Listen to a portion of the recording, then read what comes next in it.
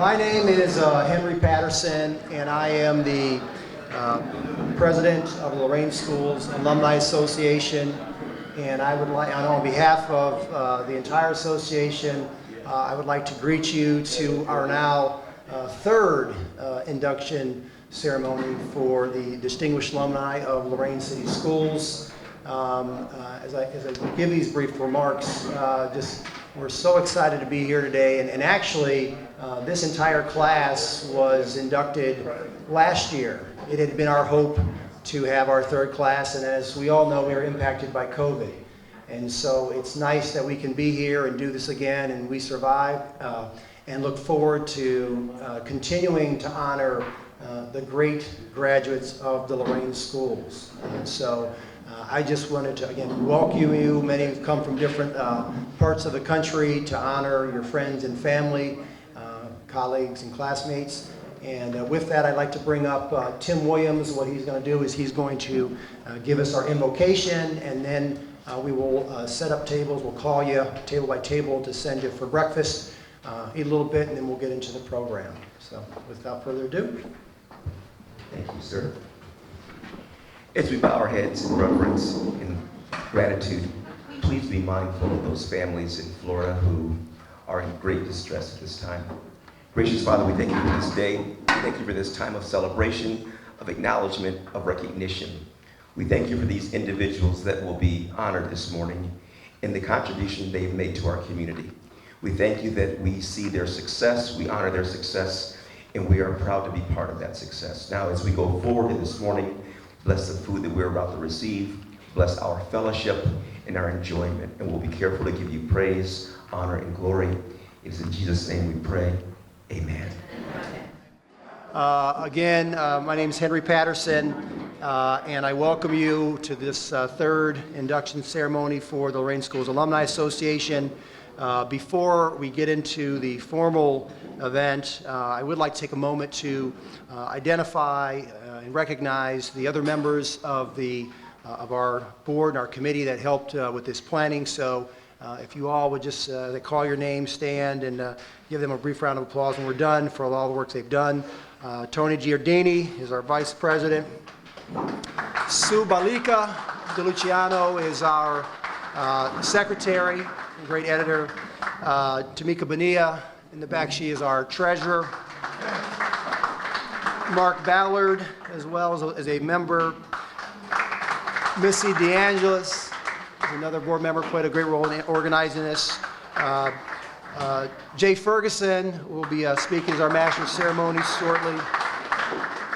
Kathy Lathwell also played a great role in this. Alexis Hayden, I believe, also is here, and she is our fabulous organizer of this event. Bill Sturgill, I saw somewhere, where's Bill? Something up in the back. And then Dave Burgess and Bambi Dillon are also two other members. And Bambi, I do want to say something special. She's transitioned off of the board, but she was an instrumental part of this organization, and we were grateful for her involvement. I'd also like, for a moment, we have three members of the Lorain School Board are present. If you would all stand, that's Mark Ballard, Bill Sturgis, and Tim Williams. Thank you again for your support and guidance of Lorain Schools. We are excited for the direction that we're headed.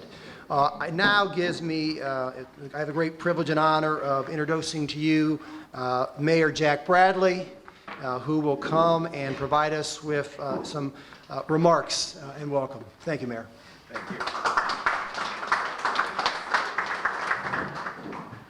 So good morning, and it's a great day in Lorain, Ohio.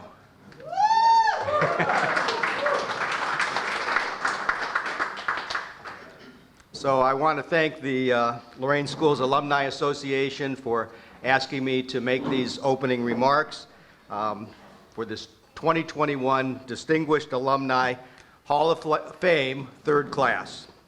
Not only do we honor these alumni, but we also want to inspire the next generation of alumni to achieve what these students from our Lorain schools have achieved. This year's class has 12 inductees, and we go all the way back to the class of 1897, and we end up with the class of 2014. So that's really a diverse and long history for our Lorain schools, and I think we should all be proud of that. This class includes educators, community leaders, military leaders, lawyers, doctors, engineers, scientists, poets, artists, and fashion designers. All people that make us Lorain proud. I am proud to honor all of these fine graduates of our Lorain schools and to honor the input that they have all had on our community. Again, thank you for all being here, and again, give these honorees a big round of applause.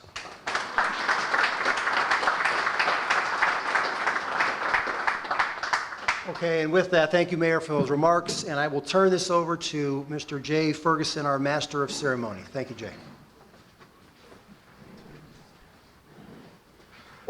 Good morning to all and welcome. It's been 2 years since we last met. As like everything else, we interrupted for a year for COVID, but it's good to be back, and it's also great to be back to one of the new treasures of Lorain in this facility and what's been done with this building, the shipyards and the restaurants and event centers and things that are here. It's great to be able to share it and use this facility and get more people to see it. And I encourage you, if you haven't been here, to stop out in an evening. It's part of the Renaissance of Lorain, and lots of great things are going on. Unfortunately, in the 18 months of COVID, we lost 2 of our inductees in this group, as you will hear more of later. But like so many have suffered losses, so too did the class of 2020/21. But let's get started with the introductions. I'd like to remind all that this event is designated as a breakfast, so we'd like to get it over before the lunch hour. As you make your remarks, please keep them brief. And let us begin with Mr. Tom Bauer, who graduated from Cal State University in Pennsylvania with a degree in secondary education with a specialty in math. However, he decided to explore the business world by first accepting a position with IBM in New York. This fact remains important in his future in Lorain schools.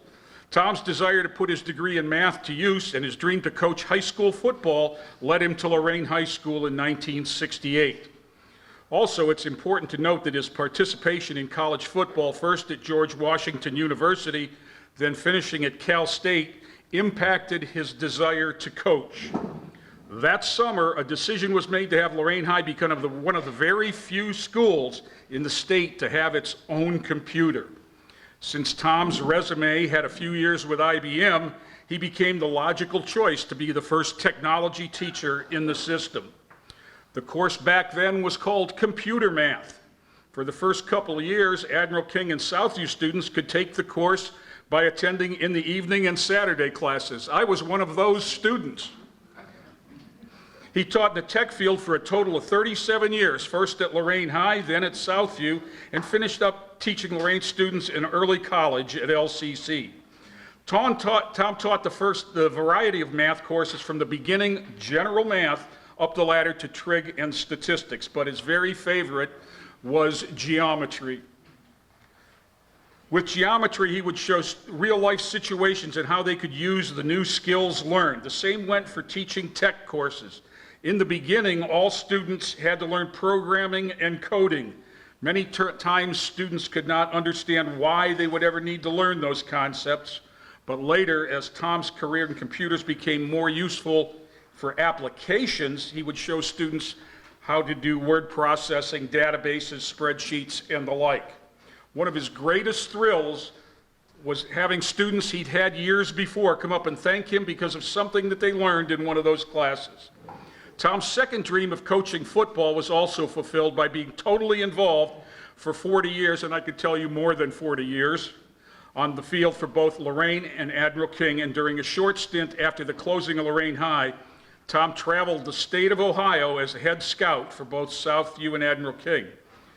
After retirement, Tom put in 5 years as coach of Whittier Middle School.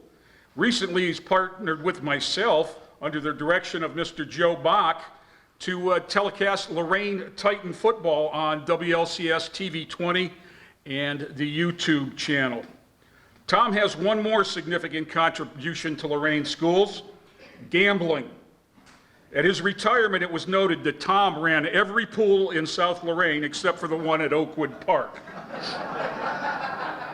Please welcome Tom Bauer, the first Lorain educator inductee in the Lorain Alumni Association Hall of Fame.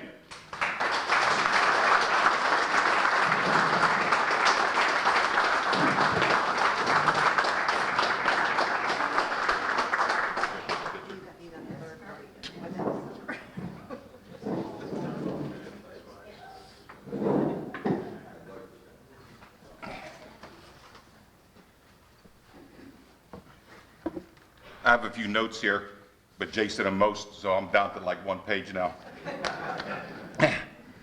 I'd like to thank the Alumni Association for allowing me to tell my story that put me on this podium this morning. I did spend 2 years at George Washington until they dropped the football program, so I had to transfer to California State University at Pennsylvania. And I majored in secondary education, specialty in math, minored in football. But again, like Jay said, after graduation, I wanted to test the business world, so I took a job with IBM up in New York.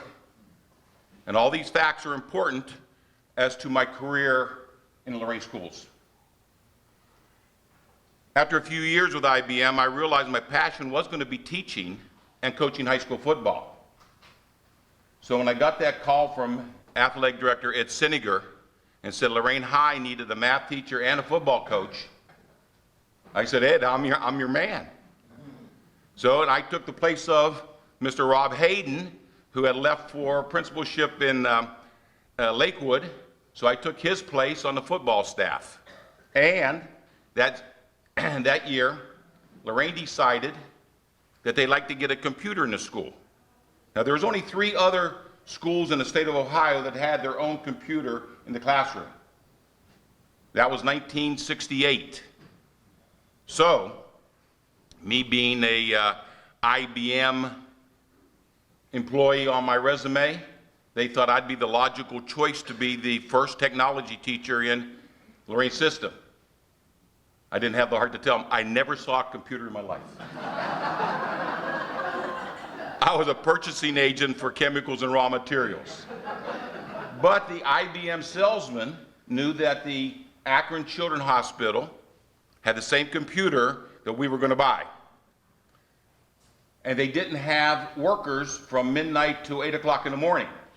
So many a summer evening, he and I went down to Akron, spent the night learning how to use the IBM 1620, which was Lorraine's first computer. So the first, like Jay said, the first class we taught was called computer math. And the prerequisite was you had to have 3 years of math already. So I was getting the elite math students into this class, which prompted a lot of Lorain teachers to say, you know, a lot of those kids are going to be a lot smarter than you on that new computer. I said, hell, most of them are going to be smarter than me. But, you know, I never really believed that there should be a competition between the teacher and the student as to who's the smartest. I thought my job was to inspire everyone under my care to be all that they could be. And I had some amazing results for those first few years when these kids finally got their taste of the first computer. One quick example. I had a student whose trig teacher told him, oh, he's just an under average math kid. But in my class, he wrote a program that would have the typewriter on the computer print out a graph of whatever function got typed in. Now, the remarkable part about that is this is 1970. Texas Instrument didn't invent the graphing calculator for 20 more years after that. This kid was way ahead of his time. Just an example for an underachieving student who turned on to computers, and that's what the Lorain reason for our computers. Now, besides the computer courses, I always wanted to teach some math classes, and I did, like Jay said, I taught the gamut from beginning math, general math, all the way to trig and statistics, but I always liked geometry the best. I always wanted to have at least one geometry class in there because, a lot of people think math is kind of dull. You don't see a real relevance for abstract, advanced algebra in your everyday life. But in geometry, you could always show examples of how you use it. And I always remarked when a kid would come up to me and say, I helped my dad build a deck outside because I taught him if the diagonals were exactly the same, it would be a perfect square. I learned that in geometry. Or the girl who would come and say, I helped my mom pick out exactly how many rolls of wallpaper she needed for that living room because I figured out all the areas for her. So you can see some practicality in math. But speaking of rewarding feelings and having students thank you for how you taught him or her in class, you never know how a student will appreciate your teaching. I'm going to give you one quick example, one quick story. I was on jury duty, sitting in the front row, waiting to be questioned to see if I get to be on a jury for this trial. Now, the attorneys were Mayor Jack Bradley and his young brother Sam. Now, Sam come running over to me, Mr. Bauer. I knew I wasn't going to get selected, but Mr. Bauer, that geometry course, I had Sam in honors geometry a couple years before that. That geometry course was the most important course I ever took. Even I didn't believe that. Think about it. Maybe if he was an engineer or an architect. But I said, Sam, you're an attorney. He said, yeah, Mr. Bauer, but remember how you always made us do proofs? Let me take a poll out here. How many people had math? How many people thought doing proofs was the most important thing you ever learned? I have one person over here, but nobody else. You understand? But that's what Sam said. Doing a proof in geometry that you taught us, you take what's given, you add a fact, but you got to have a good reason, or you can't add that fact. And then you add another fact, you throw in another good reason, and eventually, enough good reasons, you proved your proof. Or you won your trial. So, you never know what effects a student's going to have, no matter what you're teaching them. So, besides Lorain High, we moved over to Southview because Lorain High had the computer, we had the classes. Southview never did. So I had another computer teacher came into Lorain High. I moved over to Southview to put in the same type of course that Lorain High did with the programming. But by that time, we were on individual, every kid had his own computer, little PC. But we did the same kind of programming classes. All right? And adult education for computers were becoming very big in the Lorain system then. And I taught the range from teaching people how to use their mouse all the way to doing internships for local industries. As a matter of fact, Subalika and I team taught a lot of computer classes out at the Ford plant. All right? And then my final destination for teaching was at Lorain Community College, teaching Lorain students in early college. For the most case, I was their first college professor. All right, now let's just real quick. I know we're getting into lunchtime here, but football. I was associated with the football my whole career in teaching. First on the field coaching at Lorain High, and then at Admiral King, and then after I retired, I spent 5 years with Ricky Hands at Whittier. I always wanted to coach, and that little stint in between. When I left Lorain High and went over to Southview, they didn't have room on their staff for me. So we started I got a couple ex-coaches, and we started a little scouting group, and we scouted for Lorain High, Admiral King, Southview. For those 5 years, I never seen a home game because we were always in some strange stadium over the state of Ohio working on next week's opponent. So, I always tell young people, if you want to become involved in this career of teaching, become involved with students outside of the classroom. If you're an athlete, try coaching. If you're an English major, do the school paper or the yearbook. Sponsor a club. because if you see students outside of the classroom, you get a whole nother feeling for them, and hey, get another respect for you. And one last thing I'm very proud of. I wanted to bring good wrestling into Lorain. And during my early officiating career, wrestling, I had a fellow teacher, Frank Fiore. If anybody remembers Frank Fiore, he was a fellow teacher at Lorain High and then eventually became like the godfather of officiating in wrestling in Ohio. But he says, Bauer, officiating is not enough. You have to become an ambassador. You have to promote Lorain schools every opportunity you get. So I wanted to bring good wrestling to Lorain. So with the help of the athletic director, Fred Churchill at the time, we started the Southview sectional. And for the next 30 some odd years, the very best wrestling in the state of Ohio happened in the gym at Southview. Very best, bar none. And for the younger kids, we started a junior high tournament that eventually became the largest junior high tournament in the state of Ohio. Sometimes we had over 30 teams there at Southview or at Admiral King when we had the tournament there because of the bigger gym. And I think we put Lorraine on the wrestling map. So, again, thank you. Right before lunch, again, thank the association.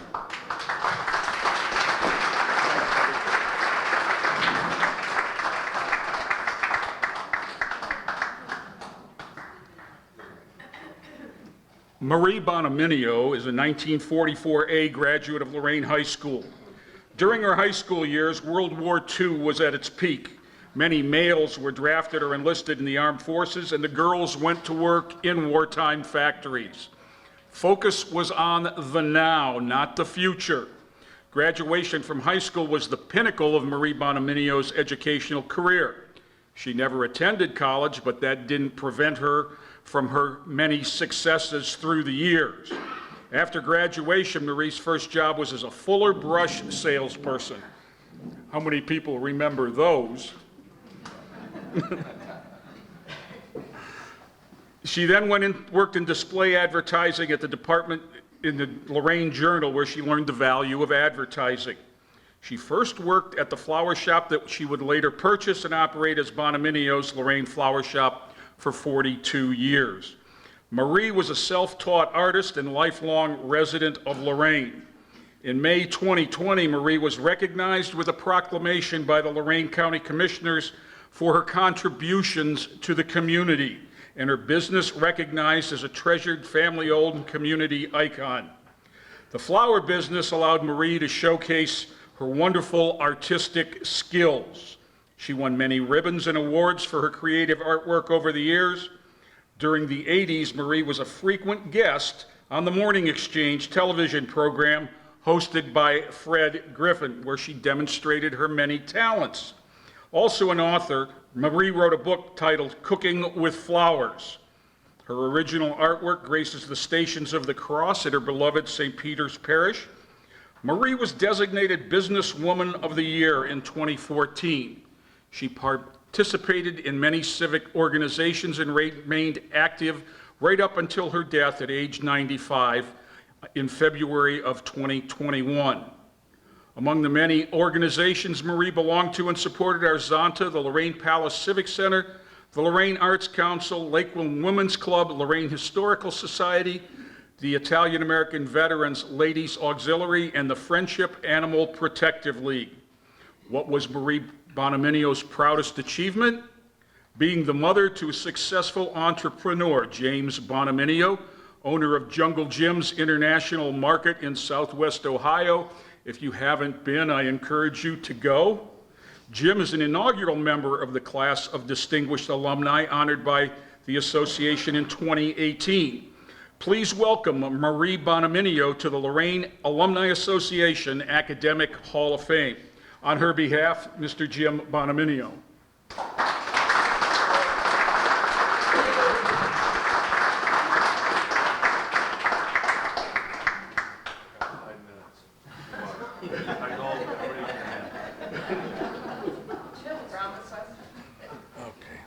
thank you very much. This is an honor. And I'll talk a little bit about my mom and my relationship with my mom first. You know, my daughter, everything she could have done, nails, you name it. Then my daughter always cared about how she looked. Then she gets pregnant, right? And she's turning around to me and she's going, Dad, is this thing ever gonna go down? Am I gonna have both? What's happening with this? I said, Dana, I'm watching her. I was thinking, this girl, does she wanna be a mother? All of a sudden, 1 month before, she's ready to get, she goes, when's this leaving? When's this thing leaving? You know, so anyway, so finally she has the baby. I go to the hospital, you know, and I see her there, and there's this glow. Mother's love for her children, it's big, all right? Now, take it another step. She loved business, and she has a child that loves business too. We had a ball. I just want everybody to know that.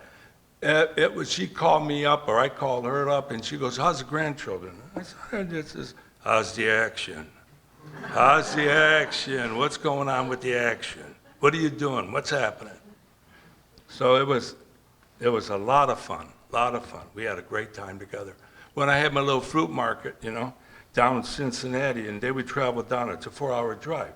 So they would travel down there, and it'd be the gravel parking lot, they'd pull in, I see them pull in, and I'd go out there, start walking to the car, you know, the door would open on my dad's side, you know, he drove, and he'd open up nice and slow, and he'd give it like this, you know, after a 4-hour drive. So then I'd go over there, I said, Dad, where's Mom? I look around, she's already on the register. I mean, she was a motor, man. I'll tell you, I had so much fun with that woman. So then, the business started doing this. When she lost my sister, that took a lot out of her, because my sister was her backbone. But that took a lot out of her. But I didn't know how to say this to her, so I said, Mom, you know, she was 89, 99. I said, Mom, why don't you sell the business? And she waited, and she came to me and she goes, you know, my customers, they count on me. So that was her attitude. And I couldn't believe it. I mean, at her funeral, she has this little florist shop at the funeral, police escorts to the cemetery. You know what they said? It's on the house. So it's not how big the business is, it's how the owner is involved with the city. And my mom was involved with the city, as you know, and that's why she's getting this award. So when she was getting kind of sick, I said to her, I says, what do you want me to do? What do you want to do, Mom? She goes, I'm going to have a couple bashes. I'm going to get back to Lorraine. So here's what we're doing, okay? I think September the 4th, we're having an event at the IAV. Okay, we're gonna have a bash over there, and that evening, with the mayor and Otoni over there, we're gonna get the city behind. We're gonna have a fireworks display at the aerial. Over there, we're gonna have a big fireworks display that's gonna be with Pavarotti, the song my mother liked, the opera singer Pavarotti. So we're gonna have it with Pavarotti, and the fireworks are going to be all bouquets of flowers. The whole fireworks, you know. And the fireworks, because I'm Italian, I'm not going to have any of that Chinese crap. You know, I'm not going to do that. So right now, the fireworks are being made in Italy. So September the 4th, everybody's invited, the whole city. We're going to get behind it. We're going to have a beautiful fireworks display. And that's what my mom is going to give back to the city of Lorain. So I thank you very much for this plaque.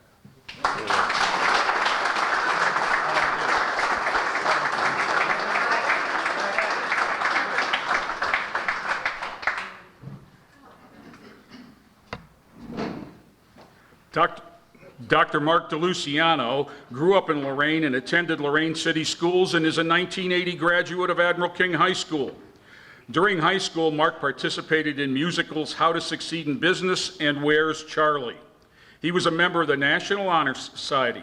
Several teachers at Admiral King impacted Mark the most. His Spanish teacher, Jim Popeil, for making learning fun, math teacher Elvis Dollar because he pushed Mark to go further, and Carmen Colon, science teacher who really helped open his curiosity. After graduation from high school, Mark attended the University of Toledo, where he earned a BS in chemistry, biology, and psychiatry in 1984. Chemistry, biology, and psychiatry. In 4 years? He was in the honors program and graduated magna cum laude. He took part in a musical A Chorus Line and was president of the Pre-Med Society. Mark continued his studies at the Medical College of Ohio and graduated in 1988. He completed his residency at the Cleveland Clinic and was chief resident. He also received a pediatric anesthesia fellowship at Children's Hospital Medical Center of Akron.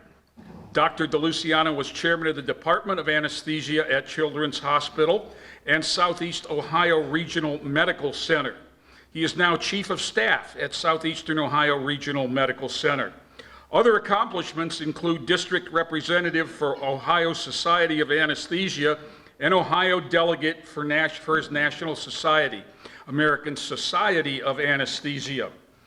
Mark established one of the first multi-specialty pain centers for children in the country.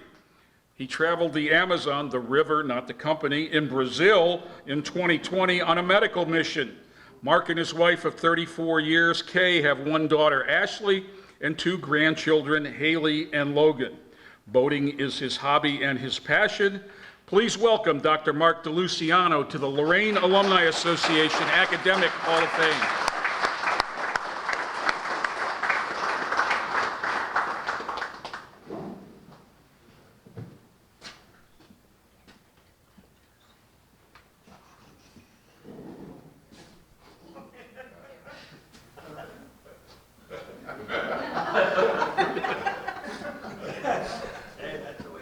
That's all right, you can.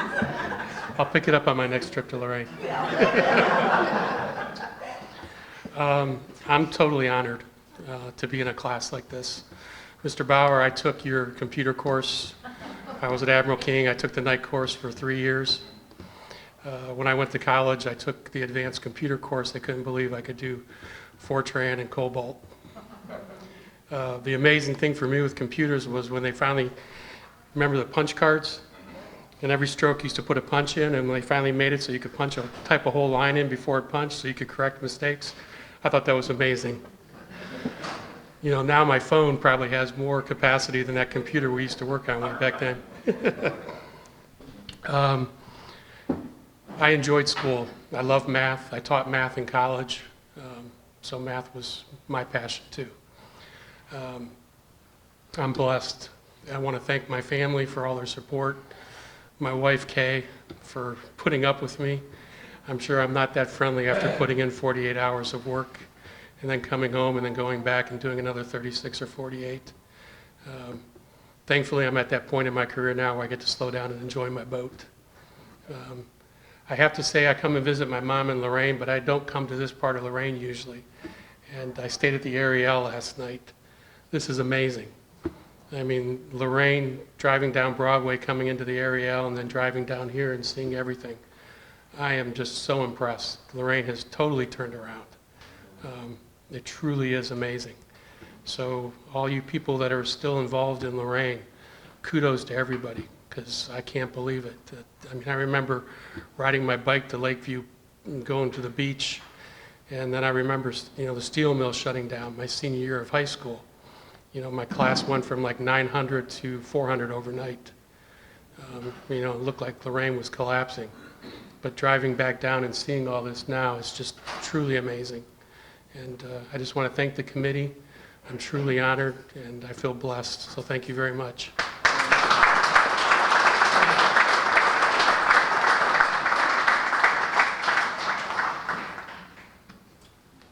Sorry about the plaque.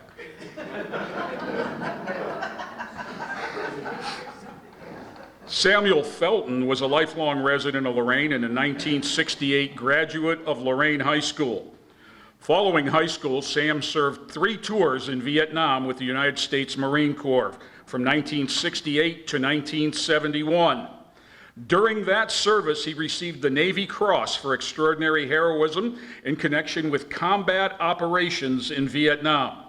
Specifically, he is credited with assisting 3 wounded Marines who were unable to return to the perimeter unassisted while he was also wounded and under enemy fire.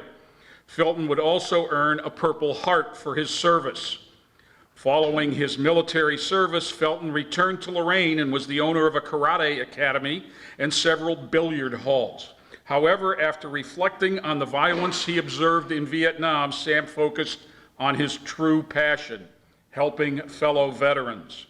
For over 45 years, Samuel Felton advocated for veterans throughout the county and state. Here is a small portion of his service. He served as the co-founder and past president of the Lorraine Veterans Council, past commander of AMVETS, commander and life member of Disabled American Veterans Lorraine Chapter 20, chairman of the Valor Home Board, member of the National Association of Black Veterans, and Ohio chairman of the Advisory Committee of Valor Home, which is a nonprofit organization that provides services for homeless veterans. Though he did not seek recognition, Sam was honored in 2006 with the Vietnam Service Multiple Medals Award, the Secretary of State's 2007 Outstanding Veterans Award, and was named Lorain, Ohio Veteran of the Year in 2010. Felton would receive numerous proclamations and awards from local and state entities for his service. Felton was also active in the community and by encouraging academics and athletics to the youth. He was the founder of the Sam Felton Athletic Club and Youth Center and the Jackie Jones Felton Scholarship Fund for college-bound students. He was also known for giving motivational speeches at graduations, communities, and military events. In 2018, Lorraine added Sam's name to a section of East 36th Street between Grove and Clinton Avenue. It became Sergeant Samuel L. Felton Boulevard, Jr. Boulevard. Recently, Central Park was renamed Samuel L. Felton Jr. Central Park. Sadly, Sam Felton passed on May 23, 2020. He is survived by his wife Sonia R. Felton and his 2 sons, Colin T. Lewis and Samuel Felton III. Please welcome Samuel Felton to the Lorain Alumni Association Hall of Fame.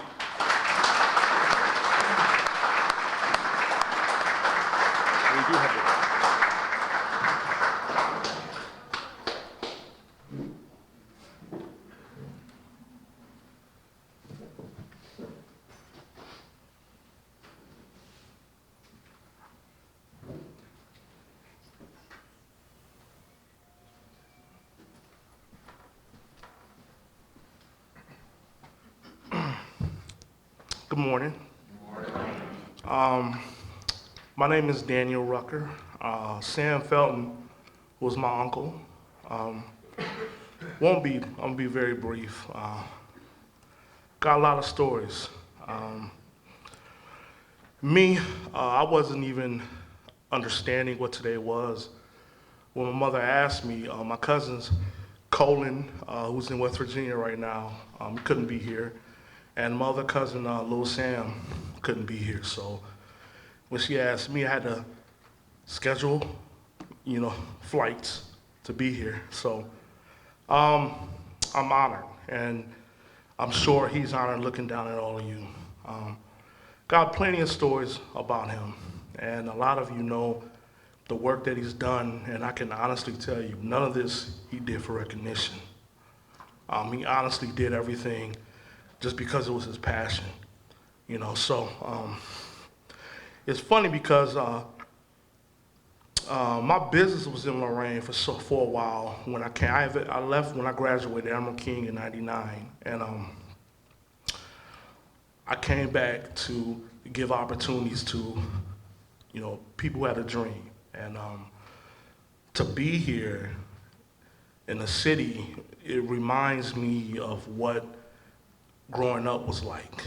And growing up with him was tough, but loving. Like, he had a story. He'll tell the same story every holiday. And it would be as funny as it was the first time you heard it, you know. So he's missed very deeply.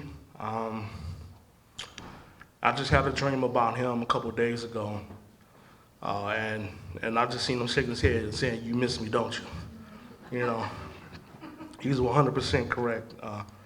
You know, growing up, we're a tight-knit family. We're small. You know, my grandmother, Mrs. Mary Jo Rucker, only had 5 children, and out of those 5 children, it was 9 of us.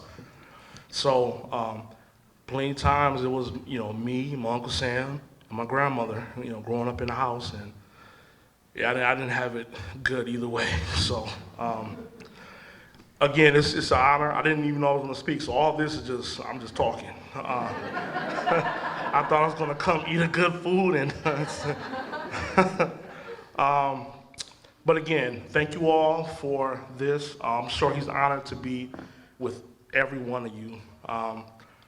And I see some familiar faces. Like I used to play basketball with him. I remember him.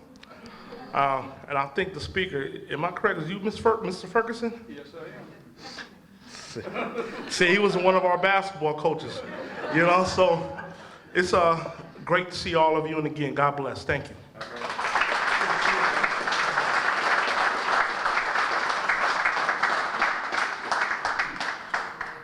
For those of us who knew Sam Felton, he was a hero, both in the way he served and the way he lived his life.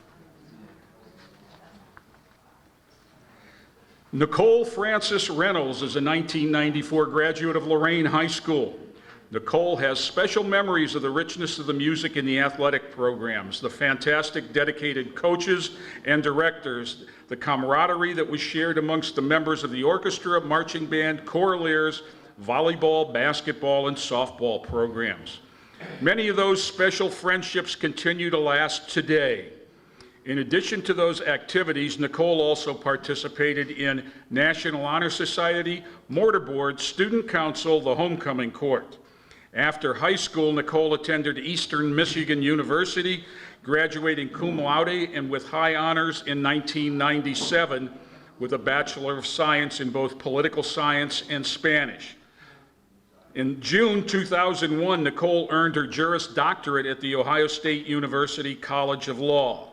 Ms. Francis-Reynolds first experienced Washington, D.C. as an intern with the House of Representatives through the office of Congressman Sherrod Brown in the summer of 1996, and the office of Democratic leader Richard Gephardt of Missouri in 1997. Collectively, Nicole spent 10 years in Washington, D.C. in a variety of senior roles on Capitol Hill. She also gained experience working on national presidential election campaigns and congressional races. Next, Francis-Reynolds served for 5 years as Vice President of Public Policy and Community Relations at MasterCard. And in 2019, she became Vice President of Government and Public Affairs for the Interstate National Gas Association. Currently, Nicole serves as the Vice President and Head of Global Government Relations at ServiceNow, Inc. In this role, she leads the company's global government relations and public policy and advocacy agenda, domestically and internally. Nicole is the company's top lobbyist working on technology policy issues. Francis-Reynolds served on numerous boards and commissions and is the recipient of many honors, awards, and recognition, including the Hill's top lobbyist on Capitol Hill in 2018, 2019, and 2020. She resides in Washington, D.C. with her husband and her 2 children, one of whom is celebrating his 9th birthday today. Happy birthday, Clark. One of Nicole's unknown is that her son was the young man who was in the famous picture with President Obama that many of you may remember. Please welcome Nicole Francis-Reynolds to the Lorain Alumni Association Academic Hall of Fame. Accepting is her mom, Stella Francis.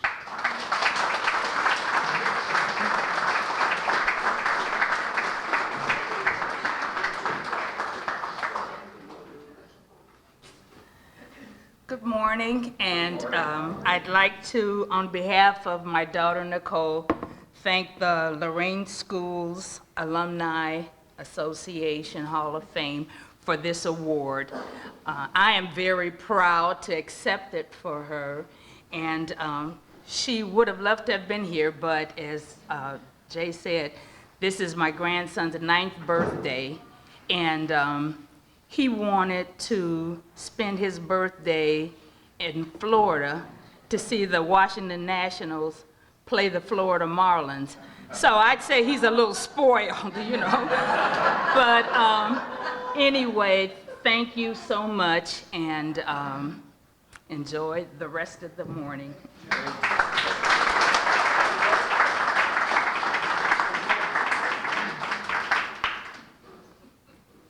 We have a message from Nicole. Maybe. She's buffering right now. While we wait, hey, Dan, she played basketball for me, too.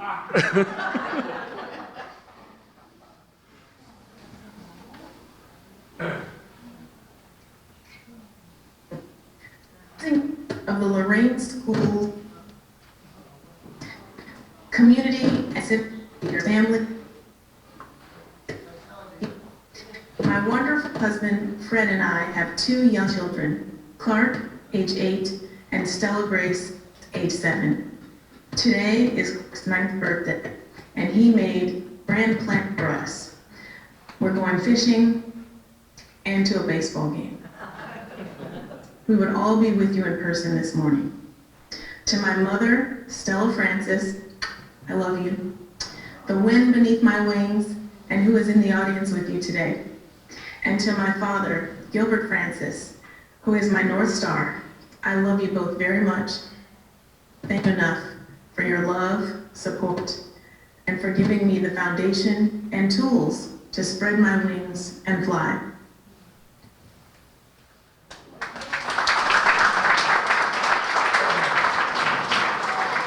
Tag Gornall is a 1961 graduate of Lorain High School and made the most of his high school years by becoming a member of the National Honor Society, an Eagle Scout, remembering rifle practice under the Lorain High School gymnasium. There was actually a rifle range. He received the LHS service plaque for 3 years and was a member of the Noon movie team, was selected for the Joe Berg Science Seminar Series, and was vice president of his 1961A class.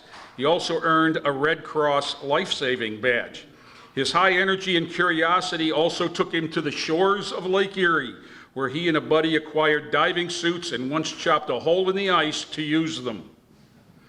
His passion for all things aquatic was so well known that on the back of his graduation pictures there was a quote, "I'll bet I turn on the television one day and see you swimming next to Lloyd Bridges." Young people, that was a TV show. After graduation, Tag saw the ocean for the first time 4 months after he entered oceanography at the University of Washington in Seattle, and in 1965 received a BS in zoology with a focus on physiology. Feeling constrained by a lack of contact with live subjects, he went on to Washington State University to earn a doctorate in veterinary medicine in 1971. Tag grew up with deaf parents, and he attributes his acute observation and listening skills, which were so critical in his work with animals, to that experience. Over the course of a long and adventurous career, Tag became one of the world's foremost marine mammal veterinarians. He is known for his work with the heart and diving studies of Namu, the first orca in captivity. He worked with sea otters during the Exxon Valdez oil spill and helped design aquariums around the world. He was consulting veterinarian for the Seattle Aquarium and other national and international aquariums. He also consulted on movies about marine life, including Free Willy 2. Tag owned several veterinary clinics and was the director of the Marine Animal Resource Center based in Seattle. He is a past president of the International Association of Aquatic Animal Medicine. Tag spent his whole career working to rescue, heal, study, and rehabilitate marine and other mammals. Now retired, he has turned his efforts in both business and volunteer work to organizations devoted to bettering his community on Vashon Island, Washington. Tag sees these projects as his chance to give back for all the blessings in his life. Please welcome Thomas Tag Gornall to the Lorain Alumni Association Academic Hall of Fame. On his behalf, Mr. Larry Pullen.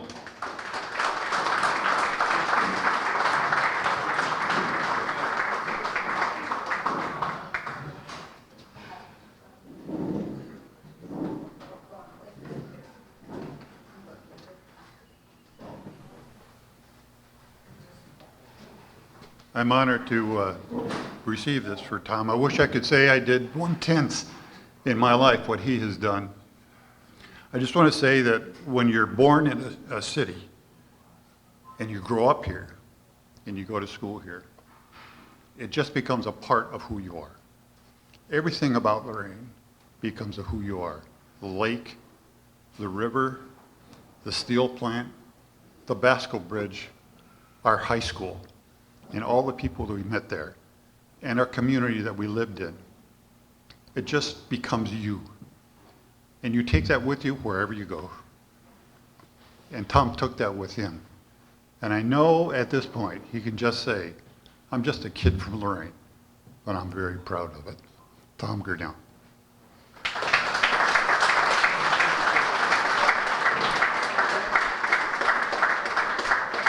And we have a video from Tag. I want to thank the Lorain Schools Alumni Association for honoring me in this fashion.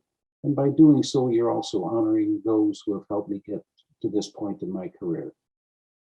And I want to thank my family. The members of my family that are present today include my sister, Sandy. Sandy and I were born of deaf parents. We were born in the same house that our father had lived. My dad went to Lorain High, class of 34B. Tom Gornall and Mary Gornall, my mother, went to the 4th grade. My nephew, Bob Caesar, is there. My niece, Gail Gaffney. My cousin, Larry Gornall, is there, and congratulations to another cousin, Dr. Michael Timko. Miranda Tellaha Sharp is there. Miranda is my student. She was introduced to me by Ron Miller, another class of 61A. Ron owned Wood and Wine at the end of Colorado. He did so when he found out that Miranda wanted to take the path in her life that I had. Miranda and I met soon after graduating from high school. Miranda went to Lorain Community College, Kent State University, where she got her Bachelor of Science in Zoology, and next month leaves for Ohio State University and will be in the College of Veterinary Medicine there. Representing me today is Larry Cohen, my old buddy, locally well-known pharmacist. We were diving buddies together. We worked in the movie booth at Lorain High School, the light crew, the visual aids. He's 61B. Thank you for doing this, Larry. I appreciate it. My passion for the aquatic world started when I was very young. My trips to Lakeview got more and more frequent. My trips to the lighthouse got more and more frequent. From 10th and Washington, where we were born, it was not a very big distance. We went to the lake in the summer to swim, and we went to Lakeview Park in the winter to ice skate. In 1932, my dad and a classmate, Bud Greenwood, also 1934B, built a diving helmet. They built it out of an old hot water tank and used window sash weights to weigh it down. They used the diving helmet. I used it a few times. In 1961, January, we graduated. On Christmas night, 1961, I got on an airplane and left for Seattle and the University of Washington and entered the School of Oceanography. Bud Greenwood lived in Vermilion. He had a daughter, Bonnie Ann. I never met Bonnie Ann. I did not know Bonnie Ann. But 8 years or so after I entered the University of Washington, so did she. She also entered the School of Oceanography. We were the children of the helmet makers. From then until now, it's been a very interesting ride. It's been a great ride. And I really appreciate all the people that have participated in my life. Thanks to my teachers, my scoutmasters, Irving Crooks and Barney Henkin. And I encourage those people that have an interest in the aquatic world to continue that. I'd like to come back to Lorraine and perhaps talk to some of those people, as well as the students that are wanting aquatic careers. Thank you again, and thank you, Larry, for being my rep.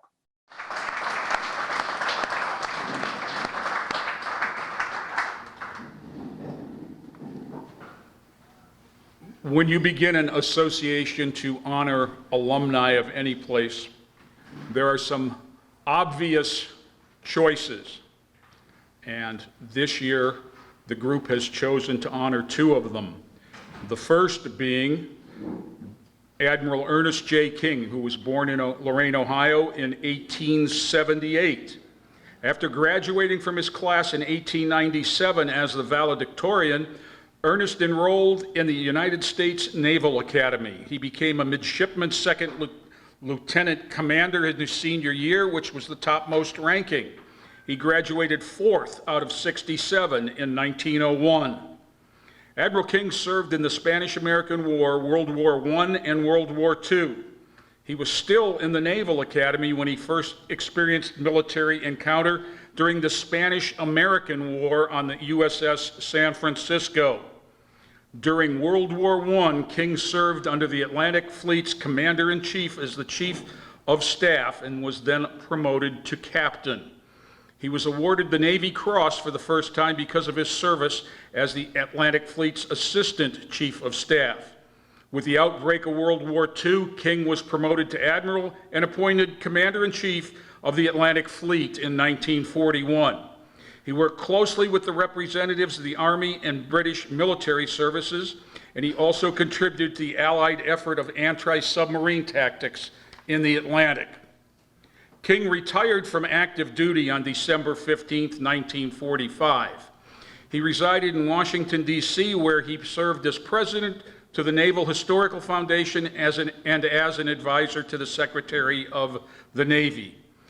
King met Martha Mattie Rankin Edgerton while attending the Naval Academy. They married in 1905 at the Naval Academy Chapel. They had 7 children together, 6 daughters, and then finally a son named Ernest Joseph King, Jr. On June 25, 1956, Ernest King suffered a fatal heart attack in Kittery, Maine.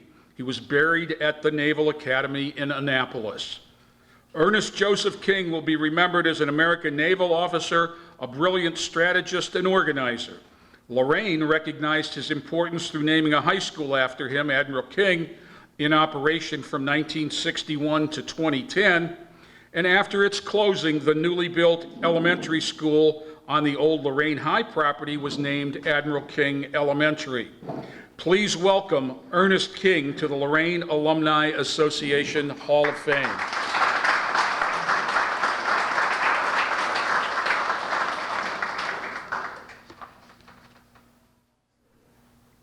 Christopher Kuhar is a 1991 graduate of Lorain High School. Chris cherishes amazing memories of great friends and playing baseball and basketball at Lorain High.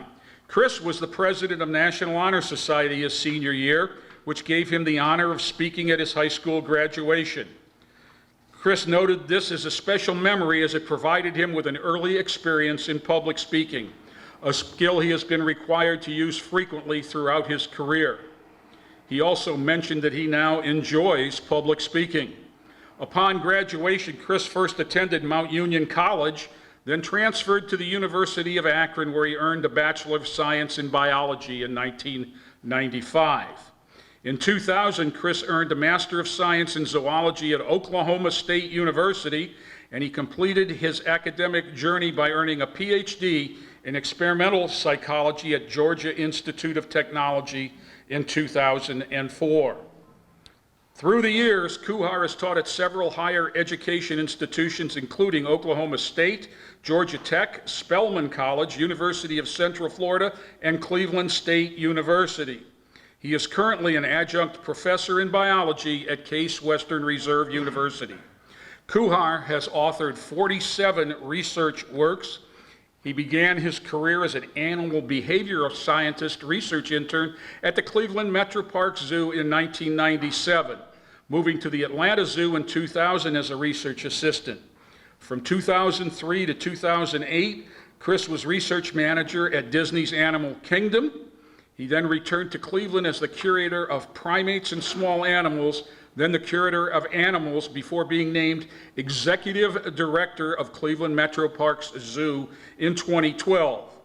In this position, he strives to provide the best possible care for the animals that live at our zoo. He partners with several conservation groups that work to protect some of the most vulnerable species across the globe. In September 2019, Kuhar was sworn in as the chair of the board of directors for the International Association of Zoos and Aquariums. His responsibilities included overseeing the 239 accredited facilities worldwide. Kuhar has several other committee positions in the association and also serves as an Association of Zoos and Aquarium Executive Leadership Development Program mentor, passing on his knowledge and experience in the field to those pursuing degrees. Please welcome Christopher Kuhar to the Lorraine Alumni Association Academic Hall of Fame.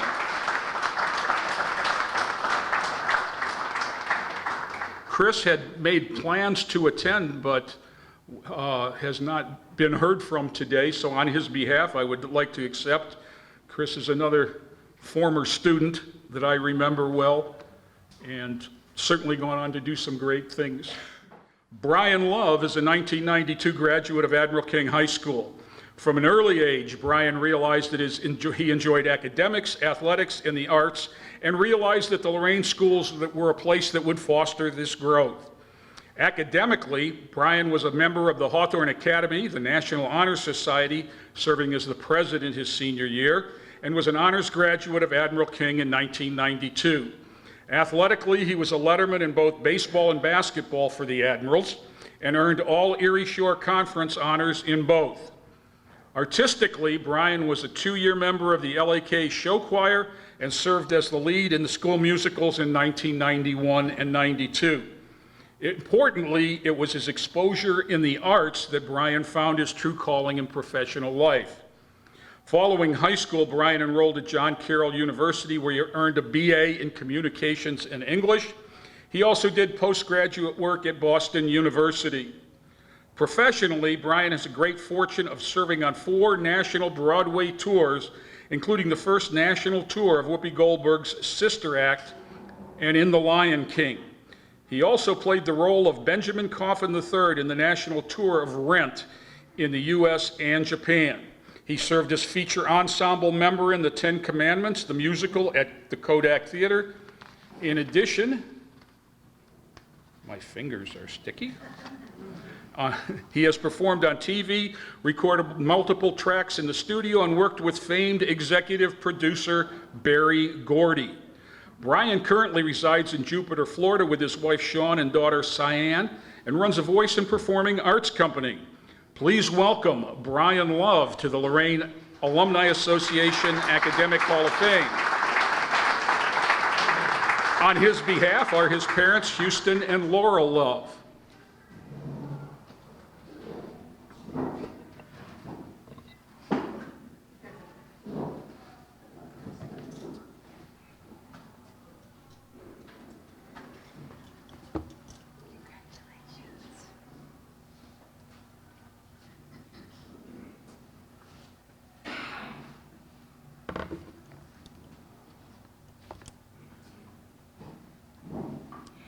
Good morning. I'm Laurel Love, and my husband Houston, who's standing back there taking pictures, are here as proud parents on behalf of our son, Brian Love. We're very pleased to represent him as he has the honor to be accepted into the 3rd class of the Lorain Distinguished Alumni. As a proud graduate of Admiral King High School and John Carroll University, Brian credits his starting on the road to success in theater and the arts to his early beginnings in the Lorain school system. He would like to give special thanks to Mr. Mark Jesse and Mrs. Jill Morrell, who mentored and encouraged him in music and the arts at Admiral King High School, and to Mr. Tom Daly, who mentored and encouraged him in the music ministry at his local church. He would also like to give recognition and many thanks to the Lorain Alumni Association Committee for his nomination and inclusion into the 2021 alumni class. And last, but definitely not least, he would like to give recognition and credit to his lovely wife, Shawn, and his daughter, Cyan, who together are the wind beneath his wings. Bryant is currently enjoying life and working hard in South Florida as the founder-director of Crescendo Voice and Performing Arts, as a private vocal coach and acting instructor at Starstruck Academy Theater, and as a voice instructor at Art Stage Performing Center. And in his spare time, he continues to follow all of the Cleveland sports teams, as well as mentor and encourage his favorite artist, as he is a ballet dad, along with his wife, who is a ballet mom to their pre-professional ballet daughter. Again, on behalf of Brian, we, his parents, say thank you.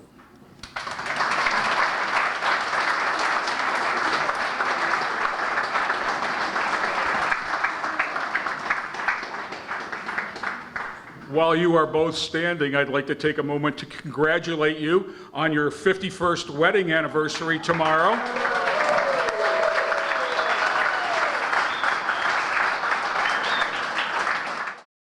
Aaron Simmons is a 2004 graduate of Admiral King High School.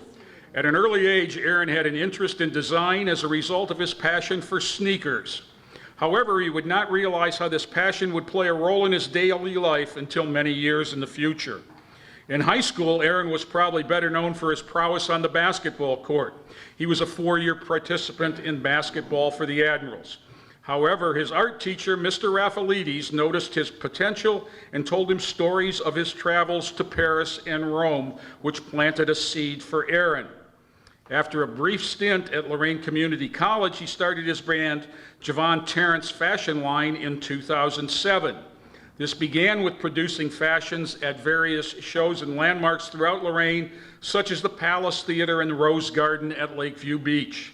Following this success, he began a pop-up shop in 2012, which turned into a full-time business in downtown Lorain, where he has remained to become an anchor of the community. After years of hard work, he realized his dream that was planted during high school in 2015 when he showcased his collection at Paris Fashion Week. He has gone on to participate in 4 New York Fashion Weeks, LA Fashion Week, and dressed celebrities such as the NBA's Chris Paul. Please welcome Aaron Simmons to the Lorain Alumni Association Academic Hall of Fame.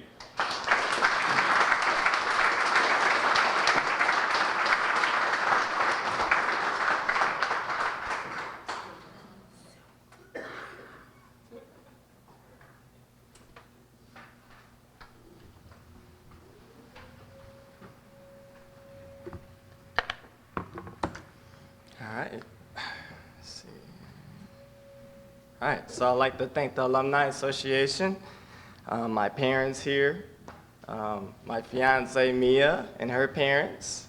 Joe, he's wearing the Lighthouse shirt I designed, and her mom is wearing the newsprint shirt I designed. And I altered my mom's dress, made my coat.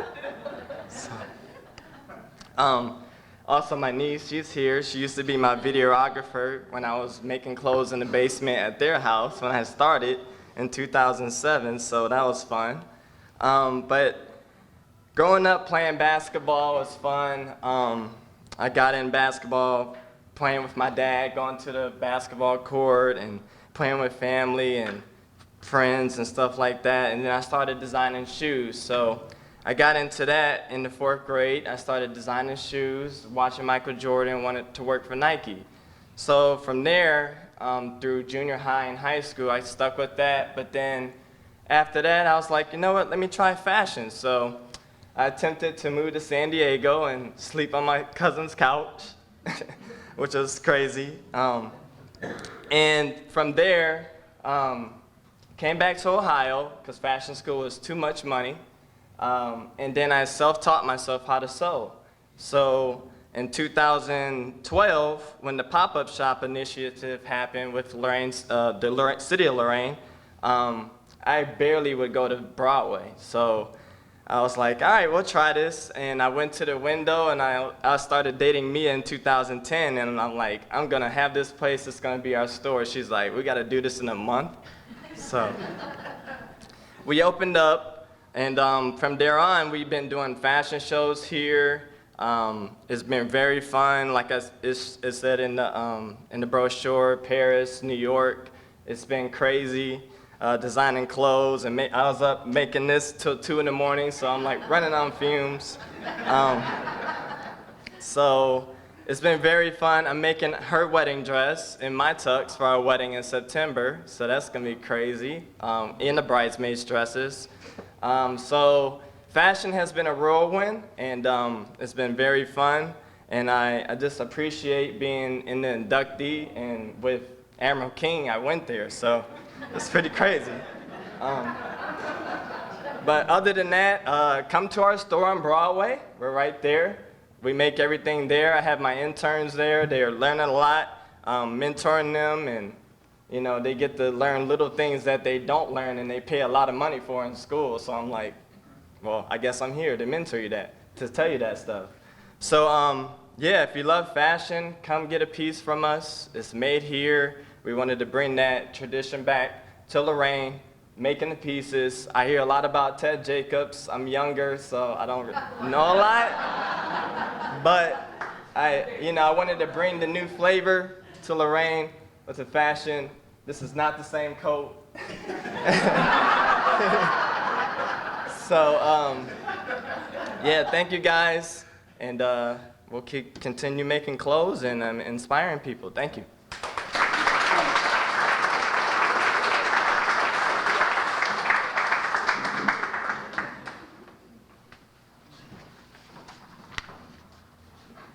Now we come to another one of those obvious selections. Helen Steiner-Rice is a 1918 graduate of Lorain High School. As a young girl, she attended both Garden Avenue and Garfield elementary schools.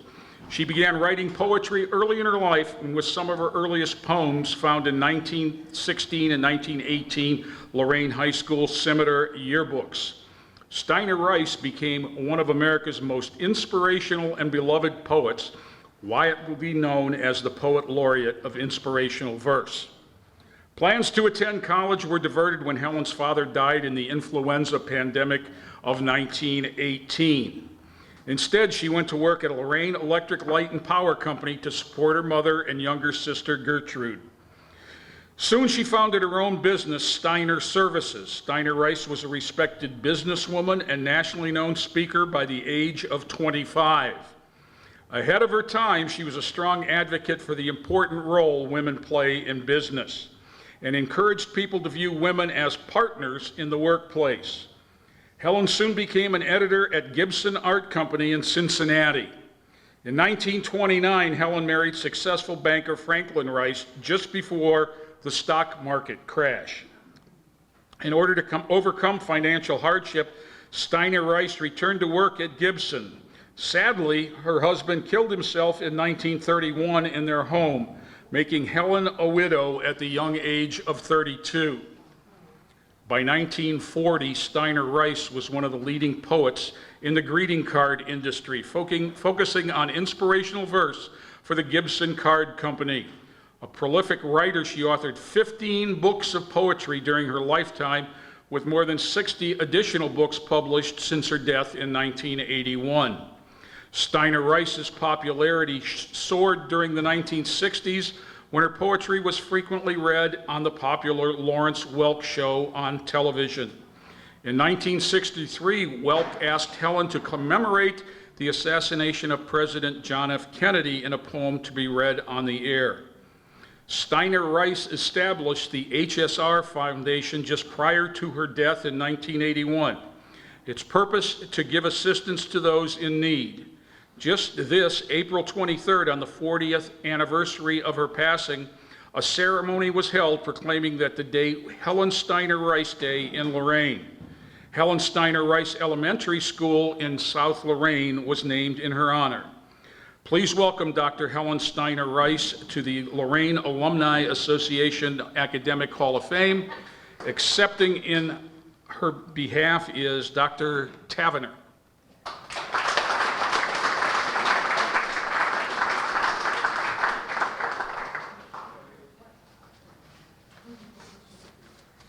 Thank you, sir. This is a portrait you probably have seen of Helen Steiner-Rice. It was given to me by a brother-in-law. I call it the Lorain portrait, and I've been using it and giving it to everybody. No copyrights, just take a picture, it's right there. And I tried twice to give it away to the city, and twice they've said no. So I'm still having it. I don't know, we'll see. Better put it down. And let's see what's going on here. Oh, thank you. I'm so sorry. I was just given the plaque. I like the portrait on it too. It's pretty cool. It's pretty good. A couple of quick announcements. Outside the hall, there's a petition to try to get Helen a room in our Lorain Public Library named after her.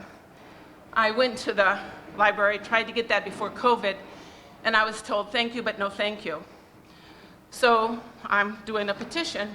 If you're from Lorain and you think that room A, room B, or room C would be nice to have a name like Helen Steiner-Rice, please put your 2 cents on the petition out there. There's also a senior paper. This is free. I am a grunt for the seniors. I write stories for them gratis, and I also try to distribute $14 a year. If you're a senior, it tells you all the discounts, everything that's going on in the county, free help with the medicine and this and that, and selling your house and getting an apartment. It's free on the way out. Just go and get it there with the petition. 80 years. She didn't quite make 81, but we did, thank you, Mayor Bradley, commemorate the 40th anniversary of her death. Mayor Aleko had done it to commemorate her birthday on May 19th, but she died a month before she turned 81.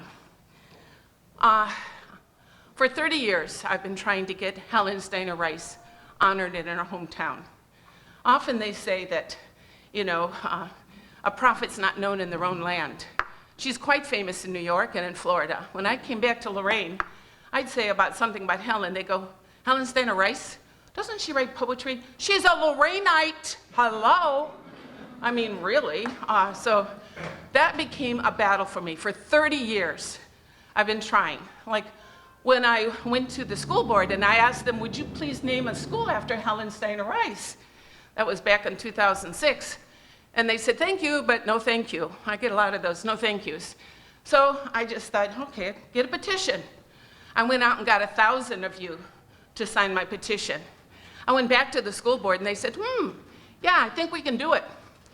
Wasn't one person, it was 1,000 voices. That's why I believe in the petition thing. As you know, at Lakeview Park, there's a $2,000 historical marker. Ohio turned 200 years old in 1803 to 2003, and we got actually it cost $3,000.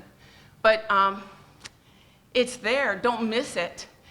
Nice little picture of her on that particular portrait. I wrote the text. My sister teases me. Years ago, she said, Sally is my childhood name. She said, Sally, I think you like dead people more than the living. I said, not more, but just as much. You know, I appreciate the past. I appreciate my mom and dad. They're not here. You can't see them, but they are here. My mother and father. You know, the word teacher, taken, means to show. Your first teacher is your mother and your father, and you learn so much from them. So, and I used to tell the kids, I taught about 2,000 kids, so maybe 1,000 adults. And I said to them, you know, you are all teachers, every one of you. By what you say and do, people watch and learn from you. And you show the world who you are and what you believe by what you say and do. So Helen Steiner-Rice impressed me so powerfully. I in no way can tell you about her. I've given dozens of talks on her. They usually give me $100. Isn't that pretty nice? And not to go away, but to talk about her. So I can't do 81 years in 5 minutes. I can't do it. But for $5, I typed up a little book for you. Oops, sorry. But so anyway, that's, anyway, thank you for laughing, I love it. I was voted the wittiest in my class in 55 years ago, 1966. And honestly, when the kids voted me the funniest, I was shocked. I said, I don't think I'm that funny. I don't get it. But they taught me, my classmates, they honored me with like saying, Sally, you make me laugh. And all the way to the bank. No, I'm like, no. But you know, it's a privilege to be among you. I love Lorraine. I love you with my whole heart, mind, and soul. My mother and father graduated from Lorain High School. I loved Lorraine. I fought so hard when they destroyed it. I almost had a nervous breakdown. And I want you, okay, what are you reminding me of? About who? Oh yeah, I want you to buy the book. You heard some stuff about her. She was buried her husband. He committed suicide. She was born in a rental over there in Lexington, and her dad built a house on Reed. But she came from such humble background. Her mother was from Swiss. Her dad was from German. So anyway, they came to Lorraine because he worked for the B&O. And then, as you know, he died in the Spanish influenza. So she was going to be a lawyer. She had all these dreams, but she had to go to work to help her mom, who was a seamstress. So the story of Helen Steiner-Rice is mind-blowing. That woman would be paid, we're talking back in 1925, $200 to give a talk. I get 100. She gets 200. You know, I mean, that was 100 years ago. 100 years ago. She was amazing. When she was invited to meet with President Coolidge in Washington, D.C. She toured the whole United States giving talks. She was amazing influence. Her gift for poetry, incredible. I mean, there's 72 books of her poetry. She sold millions of greeting cards, one of the few people that had her name on it. And as you know, American Greeting has bought her poetry and is still selling her cards. You know, it's just, her accomplishments are mind-blowing. I just can't do it in 5 minutes. It's totally hard for me to do that. But I will say that when she got the job at Gibson, she earned, you want to tell me something? Oh, okay, just for checking. That's one of my bosses, one of my many. Anyway, so what did I want to tell you? Something about, does anyone know what I was talking about? Working at Gibson. Oh, working at Gibson, that's right. And she earned $1 million. How many poets do you know personally that died with $1 million? And she died in a Catholic nursing home down in Wyoming. She's buried here. I've often thought it'd be good to get a bus. We could go to the school for Helen Steiner-Rice, go to the historical marker, go to where she was born. They really should knock that building down. It's rat infested, it's a mess. And then maybe where her family lived, and take her to the grave and God bless the city. Mayor Kazura gave me $800 to have street signs to show where she's buried in Elmwood. Because when I came home, I couldn't find her grave. I thought she was Ridge Hill because they have that big monument for her over there, the praying hands thing. And so the Mayor Kazura was kind enough to pay $800 for 3 signs. I designed them, and I started the Friends of Helen Steiner-Rice, and now we're the International Writers Association. But Helen Steiner-Rice, $5. You can Google it, but I'm telling you, that woman loved you. She loved God. She was a pen in the hand of God. Her poetry, we've seen some of this inspirational stuff that you've done here, and I want to thank you for recognizing and honoring her. You're remembering the past and the present, and that's what we're here to do, is to honor the many wonderful human beings from our community, our town, Lorain, Ohio. Amen.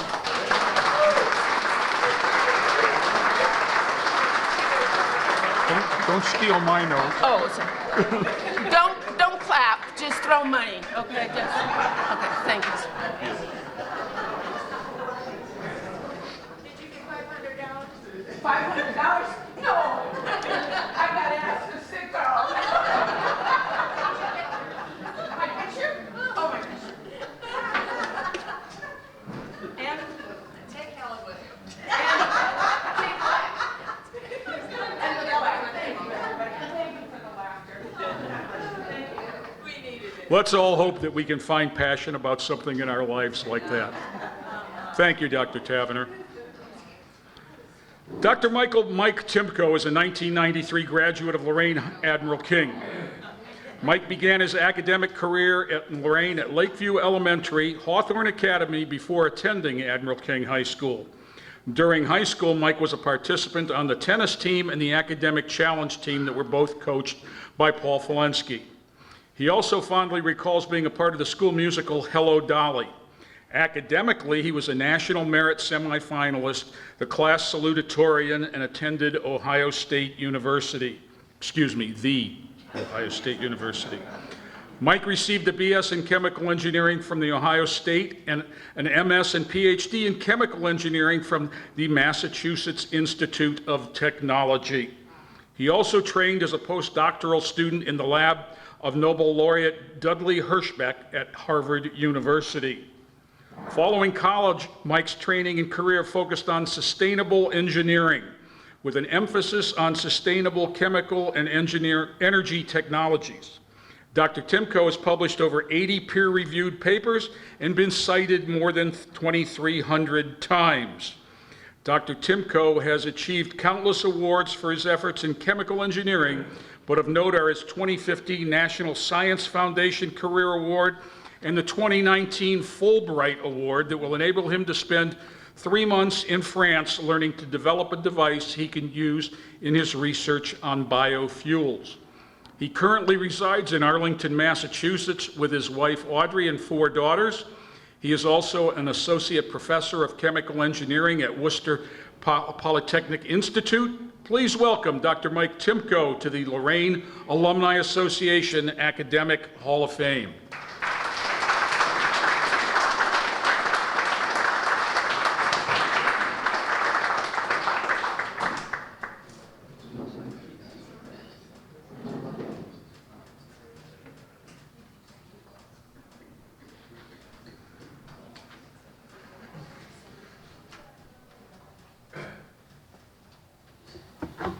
I'm really not sure if there's anything left to say after our last talk there.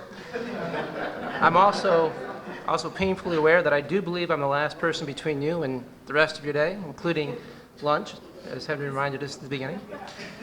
So I'll keep things relatively short. Also, I'm an engineer, not a writer of these sorts of things, although basically all I do these days is write. But I write for other engineers, not for ordinary folks. That's actually self-deprecating, not in you guys. We're the ones that aren't ordinary. So I'd like to thank a few folks. First of all, the people that are here with me today. As our speakers have said, it starts at home. And my mom and brother, my dad who's not with us, raised me with love. And also with an example of how to live your life and to put school really high. My mom was a teacher for many years. My dad was a dentist. Some of you know him. In fact, our table mate was a patient of his for many years. And then also my aunt and uncle, Nita and Hector, are here. They're the first people I thought of. The first people that took me to Puerto Rico, which I've now been to many times, and opened up a different part of the world, we'll say. But I think also the thing I want to talk about mostly is the influence of Lorain City Schools on my life. And as a graduate of the Ohio State University, I think of Woody Hayes, and you win with people. Most people know that quote. So, you know, the schools are what they are, but the schools are the people. And so the people I want to remember are some of the influential teachers I had over the years. And it was really hard, actually, to pare it down. And Henry said, you know, it's 5 minutes. And I said, you know, I'm a college professor. I can't say anything in 5 minutes. And he said, it's got to be 5. And I've seen people go a little over, maybe, but I'll try to keep it 5. So it's roughly chronological. The first one is, and probably many of you know some of these names. Probably nobody, except for maybe Henry, knows all of them, because we're contemporaries, roughly. Or maybe Houston Love, Brian's family. He was 1 year ahead of me at Hawthorne and then at Admiral King. But the first was Bill Molina, 7th grade biology at Hawthorne. Amazing. And you know, a consistent theme, these are 4 of the hardest teachers I had. So they all had really high standards. But they also provided a framework for us to succeed, and they just expected us to do well. And Bill Molina was the person who really lit in my heart an understanding and thoughtfulness towards the environment. And he did that by having us read, some of you know, Rachel Carson's book, A Silent Spring, which was about the problems in the 60s, 70s, using pesticides and the havoc it was wreaking in the environment, especially on wildlife, and especially birds. And I read that. That's not an easy book to read when you're, I guess, 13 years old or maybe 14. And so I didn't understand all of it, but I understood the main thesis, and that was that we had done some bad things. And so that was something that stuck with me, and everything I do now, I have to say, goes back to that. So it's really woven into me, as one of our previous speakers said. There's something special in the water down where I come from. So going along then, the next one would be Carmen Colon, who taught Spanish. Actually, I had her 3 times at Admiral King, sophomore, junior, and senior year. I also went with her to Puerto Rico. And something that she did, and probably there was something in me too, right, that it just resonated with, was trying to communicate with people in their own language as much as possible, and whether that language be Spanish or French, where we'll be able to spend some time as a family, or even more subtle than that, their own dialect, and trying to reach people where they are. And that's something that stuck with me. And then next along is, my junior year was Lenore Markin, English teacher. What she did, well, she had us read a lot of books, of course, and that aroused a great love of literature. But the thing that really stuck with me and has influenced who I am is she had us write our first research paper.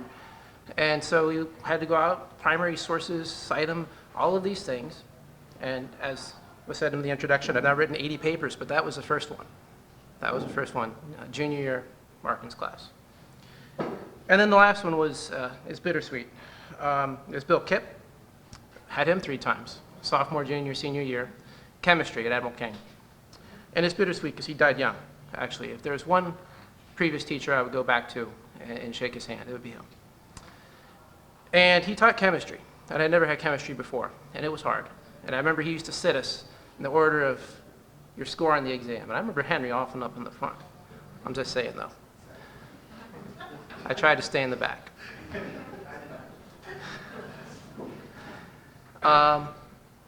In that class, undoubtedly the hardest class I had at high school, but it just resonated with me somehow, and it lit in me, what I studied then for the rest of my life, and now I teach it. So now when I go out and teach, there's thermodynamics, different aspects of chemical engineering.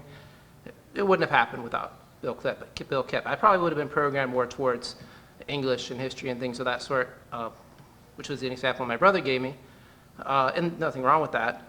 Of course, there's always the outcome bias. I'm happy. I'm very happy with where I am, and I've been able to make some contributions. And so I'm really remember Bill Kipp fondly for those reasons. But then those are 4 teachers, and I could have picked 10 more. But really the other aspect, though, right, is the classmates, the students.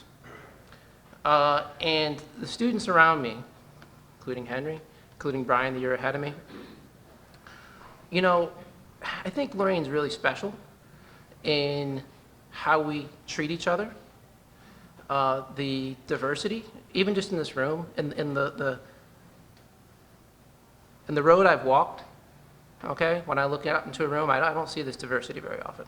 I'm going to be honest, and I do not like that, and I'm not comfortable with that, because the people that were my classmates and my teachers, my family, just taught me that success lies in diversity. There's strength in our differences. In the end, the common denominators are much deeper, but we all bring our own thing. We all have a different perspective. I learned that all the time in research, because in research you can get focused on your solution, you think it's right, but somebody else can come in, even more junior to you, and have a different perspective and change everything. It happens all the time, okay? And that's something I learned here. So, this is a day of celebration, which is an amazing thing to say, a year after. We've had a lot of loss, but I really appreciate the opportunity to celebrate what we have to look forward to. Thank you.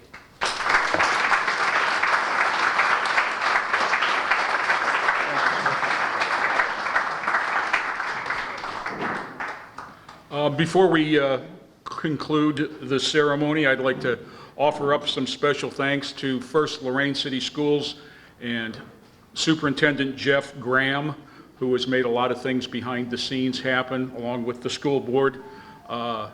Special notice to my buddy over here behind the pole, Joe Bach, who is filming his final event for WLCS TV 20 before he retires next week. Now,